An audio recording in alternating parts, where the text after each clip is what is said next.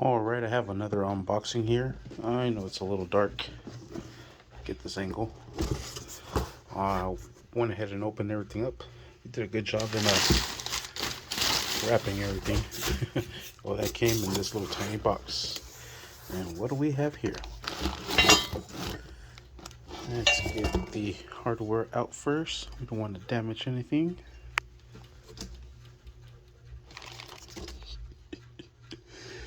And as you could guess it already, yikes,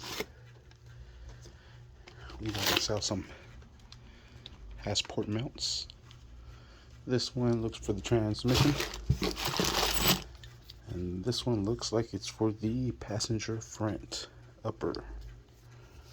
Yeah. I already got the rear mount. That's the transmission. This is the passenger.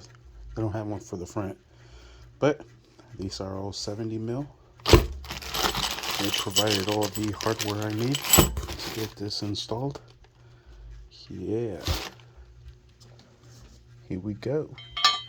Solid mounts all the way. Thank you, Hasport. Really appreciate y'all. They also provided my favorite, stickers. Yeah, more stickers for underneath the hood. Thank you, Hasport. Really appreciate it.